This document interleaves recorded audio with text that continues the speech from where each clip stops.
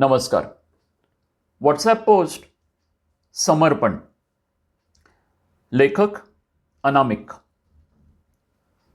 5 मिनिटापूर्वी टोपल्यावर भांडी घासली तरी सिंकमध्ये 4 ग्लास आलेच. आता तिथेच खुर्ची टाकून बसावं. आता गिरिजाची चिडचिड रोहनला नवीन नव्हती. तिचे सर्व डायलॉग एव्हाना त्याचे पाठी झाले होते. तो अजून आंघोळीला बसला नव्हता, त्यामुळे पुढील 5 मिनिटात हा डायलॉग ऐकू येणार. पटापट आंघोळीच करत नाहीत ही लोक. 4 वाजेपर्यंत मशीन चालू द्यायचं. रोहन हा डायलॉग ऐकू येईपर्यंत आंघोळीला काही जात नसे. आजही तो डायलॉग कानावर पडला आणि मगच त्याच्या आंघोळीची वेळ झाली. संध्याकाळी काय करू जेवायला? काहीही कर असं म्हणायचं आणि समोर आलेलं ताट बघून नाक मुरडायचं. त्यापेक्षा आत्ताच सांगून द्या. रोहन मोठ्या जोशात सांगतो, सांबार, वडा आणि डोसा. गिरिजाचा राग अजून वाढतो. मुद्दाम सांगा असलं. डोशाचं पीठ असं ऐनवेळी बनतं का? 1 दिवस आधी बनवावं लागतं. जाऊ दे, बघते मी काय करायचं ते. हा डबा न्या आठवणीनं. रोहन तयारी करून डबा घेऊन ऑफिसला निघतो. गाडीची चावी घरातच राहिली असं लक्षात येतं. आधीच उशीर झालेला असतो. रोहन शूज न काढता झपाझप पावलं टाकत आत येतो आणि पटकन चावी घेऊन पसार होतो. अहो कुशाल, बूट घालून झाडून पुसलेल्या फरशीवर येतात. तुम्हाला काही? या डायलॉगपासून सुटका म्हणून रोहन पटकन पसार होतो. ऑफिसला पोचताच त्याला समजतं की आज केशव सर आले आहेत. केशव सर म्हणजे बोर्ड ऑफ डायरेक्टरमधील एक, म्हणजे बॉसच. ते कधी काय करायला सांगतील याचा भरोसा नसायचा. ते आले म्हणजे सर्वांची धांदल उडायची. आज त्यानं नेमकं राहुलच्या डिपार्टमेंटमध्ये पाय ठेवला. केशव सर आले आणि सर्वजण उठून उभे राहिले. Thanks buddies, please sit. आता पुढ्यात काय वाढून ठेवलंय म्हणून सर्वांना घाबरायला होतं. केशव सर नजर सर्व स्टाफवर फिरवतात आणि रोहनकडे बघून म्हणतात, हे यू कम यर. झालं कल्याण.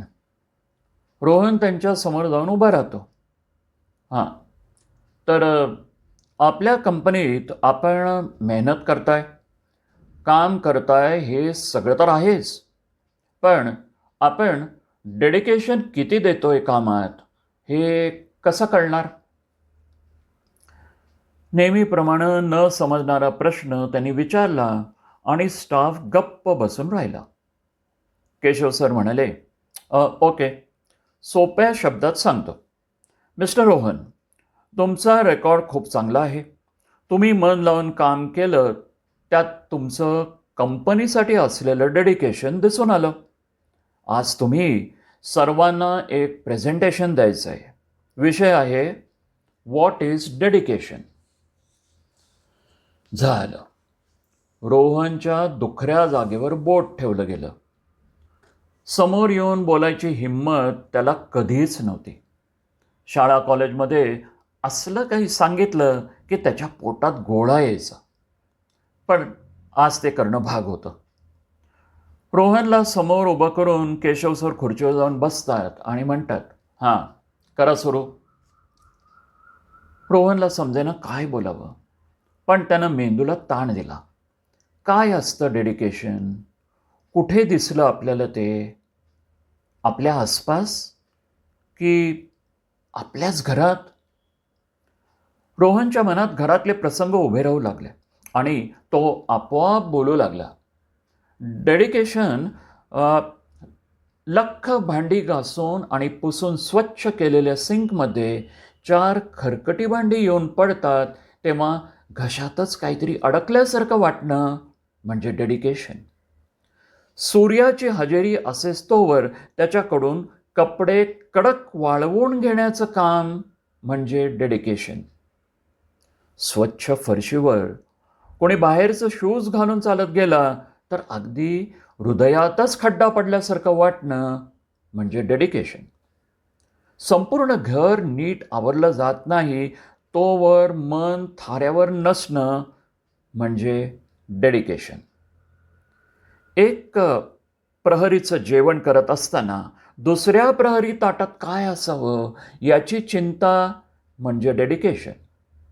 डेडिकेशन म्हणजे एखाद्या स्त्रीचं घराबद्दल असलेलं समर्पण. ती घराशी इतकी एकरूप होऊन जाते की घरातील एखादं काम अपूर्ण असणं तिला स्वतःचीच अपूर्णता वाटते आणि ते पूर्ण केल्याशिवाय स्वतःला पूर्णत्वाचा अनुभव येऊ देत नाही. हे खरं डेडिकेशन. ही कंपनी आपलं घरच आहे. त्याच्या प्रगतीसाठी आपण हेच करायला हवं. कंपनीची अडचण आपण आपली अडचण समजून काम करायला हवं. रोहनचं बोलून झालं आणि टाळ्यांचा कडकडाट झाला. इतके दिवस गिरिजाची चिडचिड दिसत होती, पण आज समर्पण दिसलं. घरी गेल्यावर कधी एकदा हे गिरिजाला सांगतो असं झालं. शूज बाहेर काढा, हातपाय धुवा, मी गरम गरम डोसा करून आणते. रोहन हातपाय धुतो, टेबलापाशी खुर्ची घेऊन बसतो. समोर ताट येतं. तो गिरिजाला म्हणतो, गिरिजा तुला माहिती आहे आज त्याचं लक्ष ताटाकडे जातं. सांबार डोसा बघून तो हसतो. फक्त डेडिकेशन नाही, मॅनेजमेंट काय असतं तेही सांगायला हवं होतं. धन्यवाद. वाचन संजय इनामदार.